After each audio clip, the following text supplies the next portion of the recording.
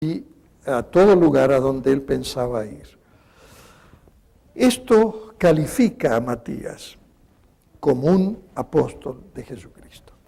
Y Matías es, por supuesto, del que sabemos menos nosotros. Eusebio, el gran historiador, nos dice que predicó en Etiopía. Etiopía está en el norte del África. Y finalmente fue apedreado, y después de apedrearlo, mejor dicho, lo crucificaron y estando en la cruz lo apedrearon. Él murió en el año 70 también. El último apóstol fue el apóstol Juan.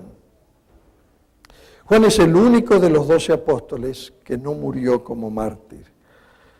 Pero mis amados, a pesar de no morir como mártir, vivió como un mártir.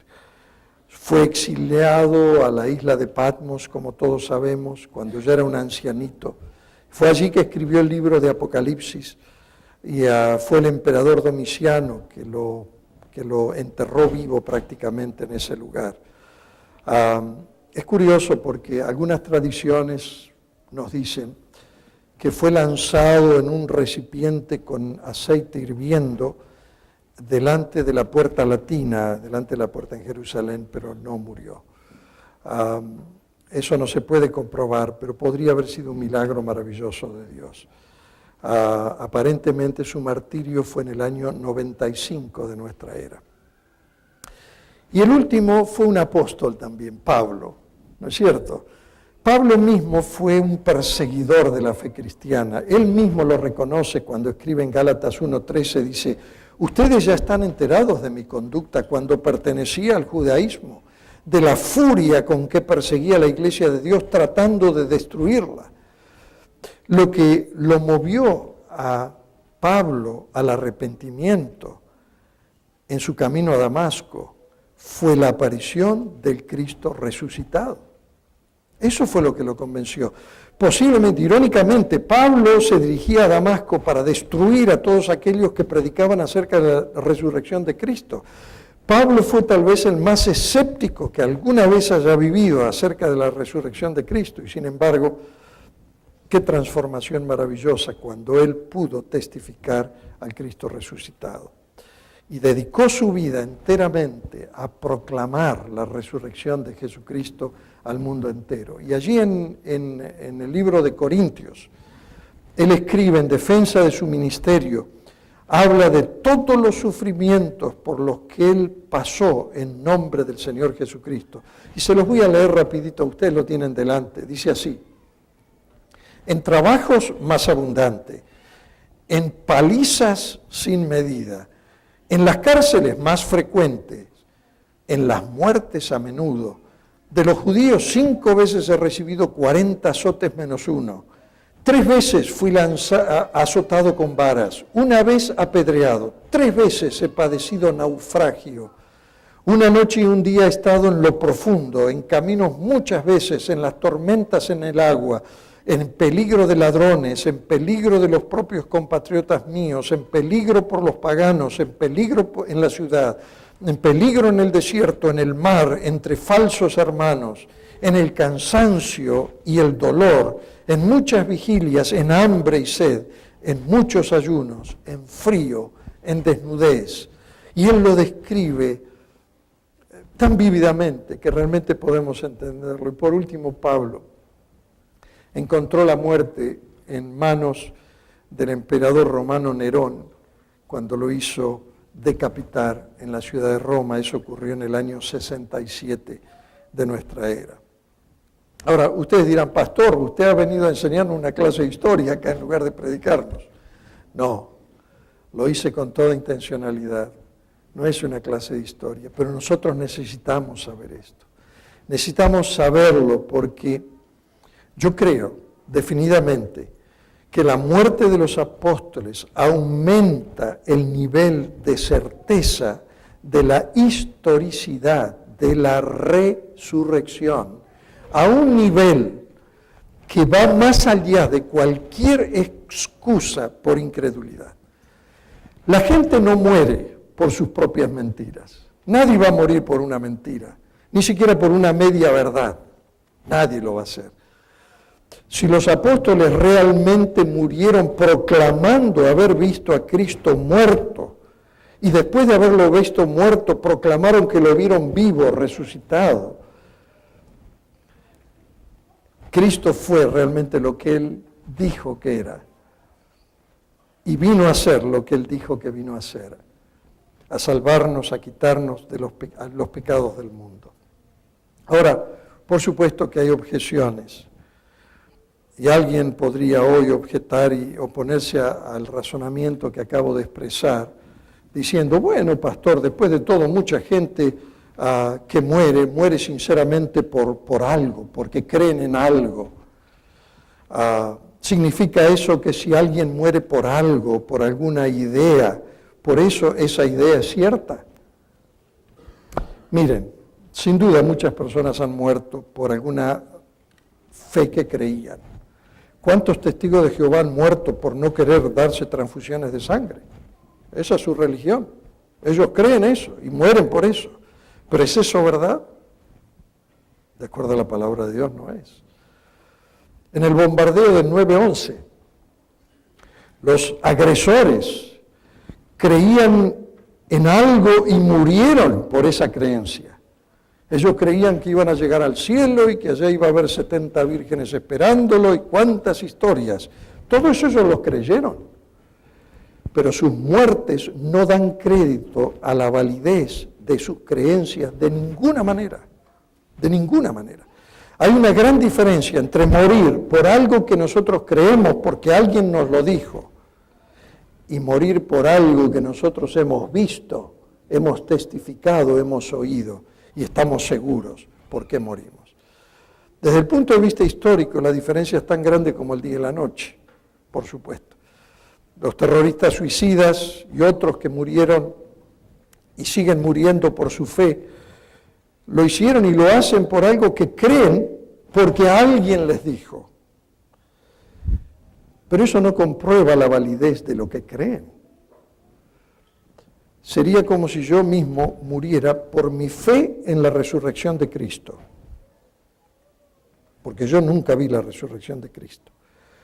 Todo lo que esto demostraría, si yo muriera por eso, sería que yo realmente creo que Cristo resucitó de la tumba. Pero yo no lo he visto. Pero no verificaría de ningún modo que realmente se levantó de la tumba, porque no lo he visto. Ahora, si yo muriera mártir, diciendo que vi a Cristo morir y que lo vi resucitar de la tumba con mis propios ojos, eso sería una historia diferente. Eso sería una historia diferente. ¿Por qué? Debido a que no es una creencia heredada de otros. No, es una creencia de primera mano. Yo mismo lo vi. En este punto, mis hermanos, hay tres opciones para explicar la creencia de los apóstoles acerca de la resurrección de Jesús. Primero, o ellos murieron por una mentira sabiendo que era una mentira, ¿no es cierto? O ellos todos deliraban o estaban locos. O era verdad que Cristo se levantó de los muertos. Hay tres posibilidades. Decir que murieron sabiendo que era una mentira carece por completo de cualquier credibilidad histórica. Es absurdo inclusive presentarlo, porque se necesita mayor grado de fe para creer esto que creer que estaban diciendo la verdad. ¿No es cierto? El optar por el argumento número 2, de que estaban todos locos o deliraban, sufre de la misma suerte que el argumento anterior. No hay manera de justificar este argumento. No hay absolutamente ninguna evidencia histórica en favor de que fueron locos, ni siquiera uno, y cuanto menos todos, que vivieron en diferentes lugares y que murieron en diferentes lugares. Desde el punto de vista histórico, esto sin duda requiere mayor fe que si dijeran la verdad. Por lo tanto, la única opción es la última. de que Cristo se levantó de la tumba. Todas las demás son saltos a ciegas en medio de la oscuridad. Los motivos de estos saltos ciegos, que son muchos por supuesto y no los podemos dar acá, estoy seguro que existen, pero permítanme de alguna manera darles un par de los más probables tal vez. El primero de ellos es que las personas que niegan la evidencia de que Cristo resucitó, a veces son motivados por un prejuicio antisobrenatural. Y yo lo acepto porque yo soy una persona muy escéptica a las cosas sobrenaturales. Mi esposa lo sabe muy bien. Eso de que me vengan con sueños extraños o visiones o cosas que vieron por ahí, es muy difícil para mí aceptar. Pero este prejuicio se inicia con la suposición de que Cristo no resucitó porque nunca se ha visto a nadie resucitar. Y directamente lo niegan. Pero este argumento, mis hermanos, por más lógico que parezca, es insostenible, porque nos plantea una pregunta también. Puede ser cierto que la gente normalmente no se levanta de la tumba, eso es cierto. Pero porque no tengamos evidencia personal de esa posibilidad, no significa que eso no fue una realidad. ¿No es cierto? Hay ciertas cosas, y no puedo entrar por razones de tiempo, hay ciertas cosas en el espacio que las sé, no las he visto, pero las acepto, que pueden haber ocurrido.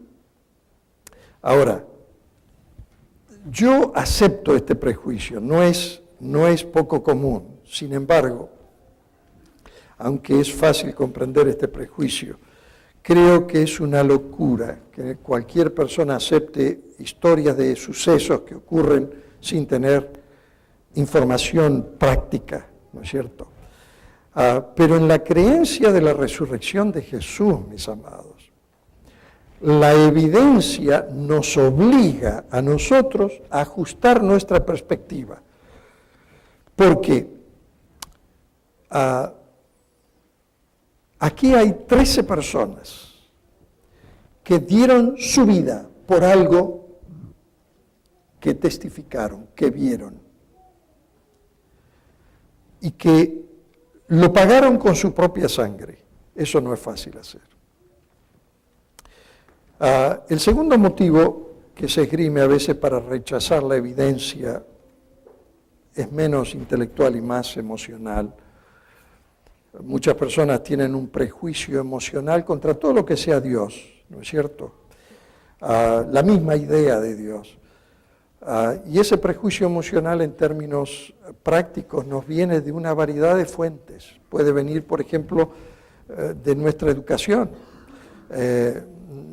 Nosotros tenemos un país al lado del nuestro que se llama Uruguay. Y ahí en Uruguay la mayoría de la gente es atea porque ellos fueron educados con la Revolución Francesa y es muy difícil convertir gente en el Uruguay. Nos viene de nuestra educación. Algunos tienen ese compromiso con lo que han aprendido, a lo mejor lo han aprendido de sus padres, que eran ateos o agnósticos, y bueno, creen así.